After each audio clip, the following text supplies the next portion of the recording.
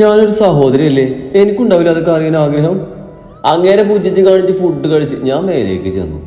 നിന്റെ കാക്കൂനെ അത് തല്ലി കൊല്ലണം, എന്നാലേ എല്ലാം നടക്കൂ. ഒന്നിനും സമ്മതിക്കില്ല പട്ടി. ദേ എന്റെ കാക്കൂനെ പട്ടി എന്ന് വിളിച്ചാലുണ്ടല്ലോ.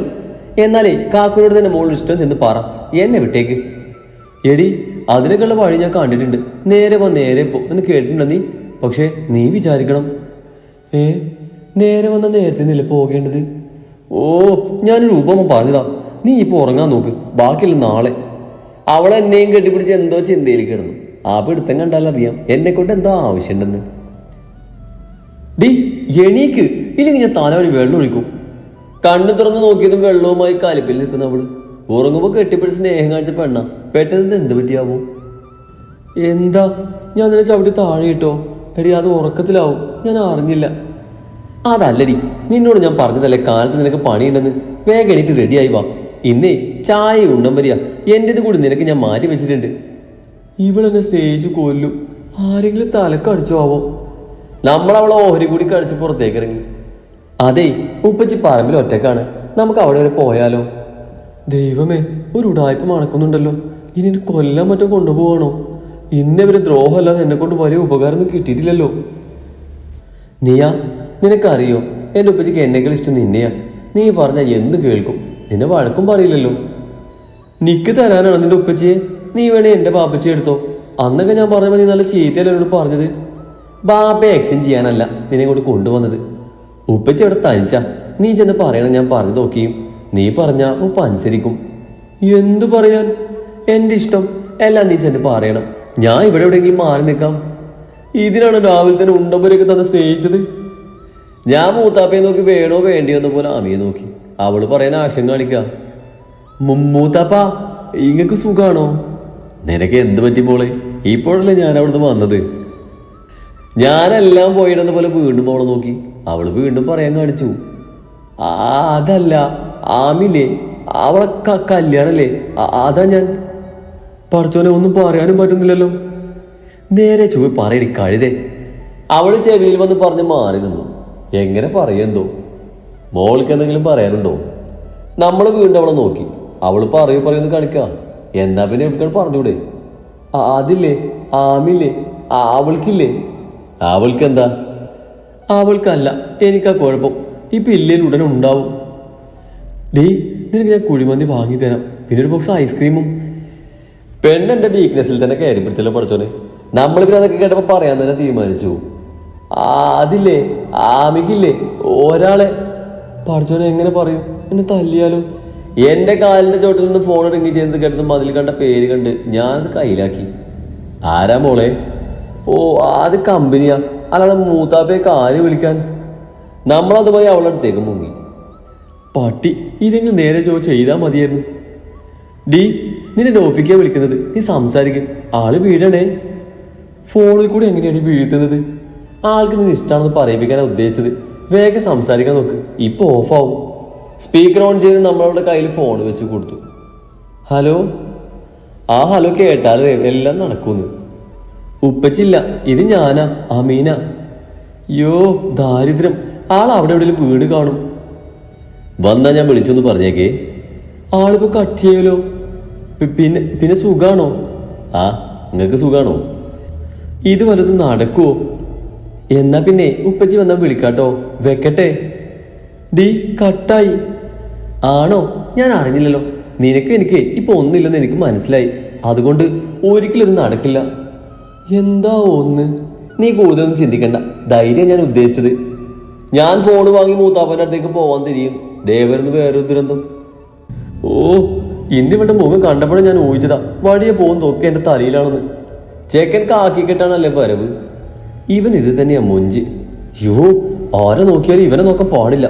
ഇന്നലത്തെ തല്ല ഓർമ്മ വേണം. മുന്നിൽ ചെന്നപ്പെട്ട ഇന്നും കിട്ടുമല്ലേ, ഒളിച്ചേക്കാം. അതും പറഞ്ഞ് ഞാൻ പിന്നെ അടുത്തുള്ളൊരു മരത്തിന്റെ പിന്നാലെ ഒളിച്ചു. ഒരു കല്ലിട്ട് അങ്ങ് കൊടുത്താലോ? അതും ആലോചിച്ച് നിൽക്കുന്ന സമയത്താണ് ഷൂഷു എന്ന് കേട്ട് ഞാൻ തിരിഞ്ഞു നോക്കിയത്. പടച്ചോനെ പാമ്പ്!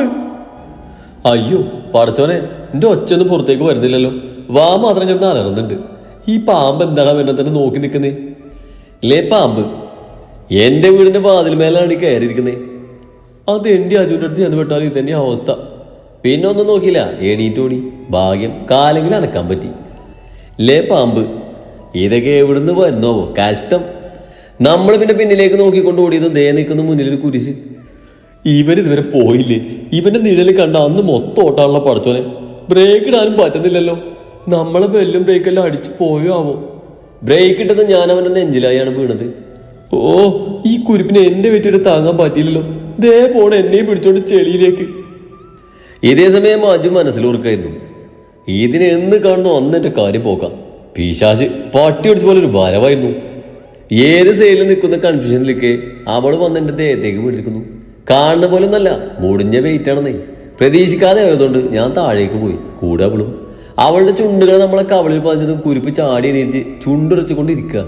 അവൾ ഓടി വന്ന് തന്നതല്ലേ. അയ്യേ, ഇനി ഡെറ്റോളിട്ട് കഴുകാണല്ലോ പഠിച്ചവനെ. അത് കേട്ടത് ഞാൻ കാൽപ്പിലെണീറ്റ് അവളെ തുറച്ചു നോക്കി. നീ പട്ടി ഓടി വരുന്ന പോലെ വന്ന് എന്നെ തള്ളിയിരുന്ന് പോരാ. എന്റെ കവൾ ഉമ്മ വെച്ചിട്ട് പറയുന്നത് കേട്ടോ, എന്റെ മുഖം ഹാർപ്പിക്കിട്ട് കഴുകേണ്ടി വരുന്ന തോന്നി. അത് തന്നെയല്ലേ ഞാനും പറഞ്ഞത്.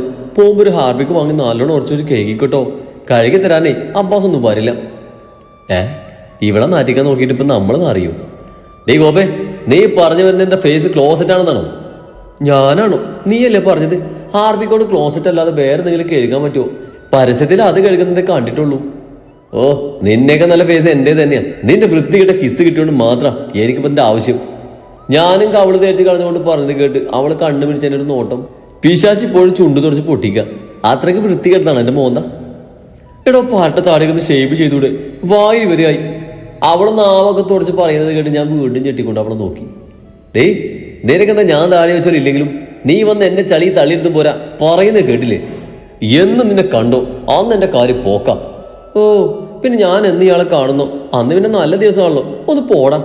ഡേയ്, അവളതൊന്നും കാര്യമാകാതെ വീണ്ടും തുടച്ച് മിനിക്കുന്നുണ്ട്. ഓ, ഏത് നേരത്താണോ ആ കുരിപ്പിന്റെ കൂടെ ഇങ്ങോട്ട് വരാൻ തോന്നിയത്? അവള് സ്വയം പറഞ്ഞ് തലക്കടിച്ച് പോവാൻ നിന്നും ഞാൻ പിടിച്ചു വെച്ചു. ഡേ, എന്റെ ചാവി മര്യാദക്ക് എടുത്ത് തന്നിട്ട് പോയാൽ മതി. നീയല്ലേ വന്നെന്നെ തള്ളിയിട്ടത്? വേണേലെടുക്ക്, എനിക്കൊന്നും വയ്യ. ഡേ ഗോപേ, നിന്റെ അമിക്കയുടെ ബൈക്കിന്റെ ചാവിയാ നീ കാരണം പോയത്. വേഗം തപ്പിയെടുക്ക്, അല്ലെങ്കിൽ എന്റെ കയ്യിൽ നിന്ന് മാത്രല്ല അവന്റെ കയ്യിൽ നിന്ന് കിട്ടും. ഓ എന്നും പറഞ്ഞ് പല്ല് കടിച്ച് പൊടിച്ച് അവിടെയൊക്കെ കൈയിട്ട് തിരയാൻ തുടങ്ങി. നമ്മൾ ലിച്ച് കാണിച്ച് ഊരൊക്കെ കൈയും കൊടുത്ത് അവളെ നോക്കി നിന്നു. എന്താ മോളെ ഇവിടെ ഒരു ബഹളം കേട്ടത്? അമിന്റെ ഉപ്പച്ചനെ കണ്ടപ്പോ നമ്മൾ ഇത്തിരി ഡീസെന്റ് ആയിട്ട് നിന്നു. മൂത്താപ്പ, ഞാൻ നിങ്ങൾ അടുത്ത് നിൽക്കുമ്പോ ഈ കുരങ്ങൻ വരുന്നതിന്റെ ഒളിച്ചു നിന്നതാ. അമിക്ക പറഞ്ഞിട്ടുണ്ട് ഈ പട്ടിയുടെ മുന്നിൽ ചെല്ലാൻ പാടില്ലെന്ന്. പട്ടിയും കുരങ്ങൻ എന്റെ ബാപ്പിയടി. പട്ടി നിനക്ക് ഞാൻ തരാടി. എന്താ മോളെ ഇത്? ഇങ്ങനെയാണ് സംസാരിക്കുന്നത്? ഒരാളെ മുന്നിൽ നിന്ന് സംസാരിക്കുമ്പോൾ മാന്യമായ വാക്ക് ഉപയോഗിക്കണം. നിനക്കതൊന്നും ഉപ്പച്ചി പറഞ്ഞു തന്നില്ലേ? പിന്നെ അതിന്റെ ഒരു കുറവ് തന്നെയായത്. അങ്ങേര് പോലും ഇതിന്റെ ഇടയ്ക്ക് ചീത്തയാവും.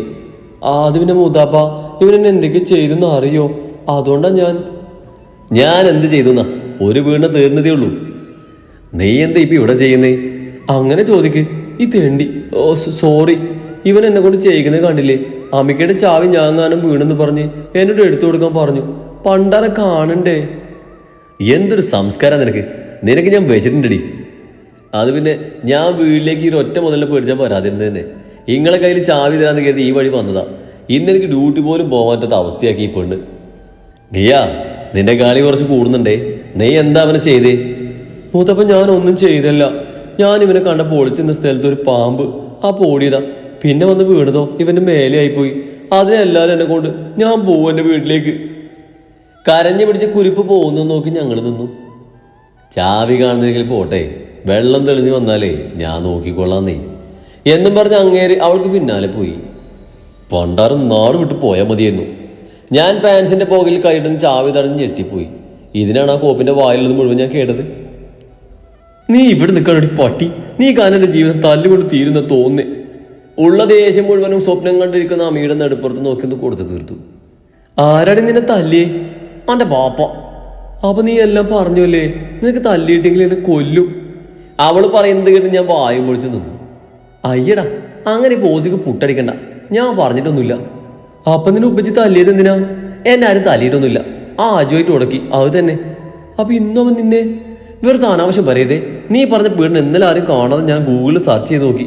വെറുതെ ഓരോന്ന് പറഞ്ഞാലുണ്ടല്ലോ നിന്നെ കൊന്നു കളയും ഞാൻ. മൂത്താപ്പ പിന്നാലെ ഉണ്ട്, ഞാൻ പോവാ. ഞാനതും പറഞ്ഞ് നടന്നതും അവൾ പിന്നാലെ വന്നു. വീട് കണ്ടത് ഞാൻ ബ്രേക്ക് എടുത്ത പോലെ നിന്നു.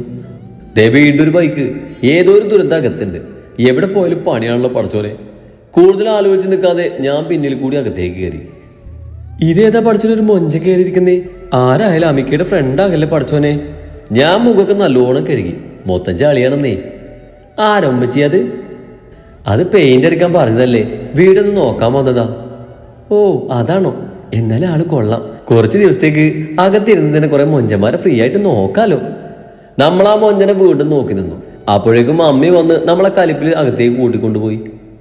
എന്റെ കല്യാണത്തിന് പെയിന്റ് വരെ ചെയ്യാൻ ആള് വന്നു തുടങ്ങി. ഇനി ഇത് എങ്ങനെ മുടക്കും? ഇനി എന്തിനാ മുടക്കുന്നേ? അവരൊന്ന് അടിച്ചോട്ടെ, കുറച്ച് ദിവസം കാണാലോ. പെയിന്റ് അല്ല ഞാൻ പറഞ്ഞത്, കല്യാണം മുടക്കുന്നതാ. ഓ അങ്ങനെയൊന്നുണ്ടല്ലേ, ഞാനത് മറന്നു. അതിനിപ്പോ നമ്മൾ എന്ത് ചെയ്യാനാ? എനിക്കറിയില്ല ഇനി എന്ത് ചെയ്യണമെന്ന്. പഠിച്ചോ എന്തെങ്കിലും വഴി കാണിച്ചു തരായിരിക്കും. തന്നില്ലെങ്കിൽ അതെന്നോടാണ് ചോദിക്കുന്നേ. എനിക്ക് തന്നെ ഇവിടെ ആവശ്യത്തിന് ചിന്തിക്കാനുണ്ട്. അപ്പോഴാ നിന്റേത് കൂടി തലയിലിടുന്നേ. ഐഡിയ ഒന്നും വർക്കൗട്ട് ആവാതെ അവൾ താഴേക്ക് ചെന്നു. ഞാൻ പിന്നെ ചളിയായത് കൊണ്ട് മാത്രം കുളിക്കാന്ന് വെച്ച് ബാത്റൂമിൽ കയറി. കുളിക്കാൻ ഭയങ്കര മടിയാണെങ്കിലും അകത്ത് കയറിയാൽ 1.5 മണിക്കൂർ കുളിക്കാതെ തിരിച്ചു വരാനാവില്ല. കുറെ കാലം കൂടി വെള്ളം കാണുന്നുണ്ടാവും. ഓലത്തുമ്പത്തിരുന്നു യാലാടും ചെല്ലപ്പൈങ്കിളിയേ എന്റെ ബാലഗോപാലേന് അമിക്ക. ഇറങ്ങി വന്നപോലെ നമ്മൾ അകത്തേക്ക് തന്നെ കയറി. ഇന്നെന്തിനാ? ഡേയ് പുറത്തേക്ക് ഇറങ്ങി പാടി, അല്ലെങ്കിൽ ഞാൻ ചവിട്ടി പൊട്ടിക്കും. അത് എന്റെ പറഞ്ഞു വിട്ടതാവും. കോപ്പ് എവിടെ പോയാലും സ്വസ്ഥതല്ലോ. ഈ എന്തിനാന്ന് പറ, എന്നാലും തുറക്കും. നിന്നെ പൂവിട്ട് പൂജിക്കാൻ. എന്തിന്? ഞാൻ കാവിലെ ദേവിയാണോ? നീ ഇങ്ങോട്ട് ഇറങ്ങി വരുന്നോ? ഞാൻ അങ്ങോട്ട് വരണോ? വേണ്ട, ഞാൻ വരാം. ഞാൻ ടവലൊക്കെ മാറ്റി മുടിയൊക്കെ മുഖത്തിട്ട് ഒരു കുറ്റവാളിയെ പോലെ അങ്ങോട്ട് മുന്നേക്ക് വന്നു നിന്നു. അവനെ കൊഞ്ഞനം കാണിക്കുന്നത് കാണരുതല്ലോ. എന്തേലും ഇവിടുന്ന് കിട്ടിയാ വീട്ടിൽ വന്നിട്ടായാലും ഞാൻ തിരിച്ചു തരും പാട്ടി. നിന്നോട് ഞാൻ പറഞ്ഞതല്ലേ അതിനോട്ട് തോണ്ടാൻ നിൽക്കരുതെന്ന്. തോണ്ടാനോ? കിസ് വാങ്ങിയത് വരെ തെണ്ടി പറഞ്ഞത് തോണ്ടാനെന്നാണല്ലേ. ഒറ്റ കൊടുക്കുമ്പോ എല്ലാം പറയണ്ടേ? നീ കാരണം ഇന്ന് അവന് ഡ്യൂട്ടിക്ക് പോയില്ല, അറിയോ അത്? ഓ അതാണോ? അല്ലെങ്കിൽ അങ്ങനെ ജോലിക്ക് പോയിട്ട് എന്താ കാര്യം? ആ ഉപ്പച്ചിലോണ്ട് ജീവിച്ചു പോന്നു. ഡേയ് നിന്നെ ഞാനങ്ങ് കൊന്നാലോ?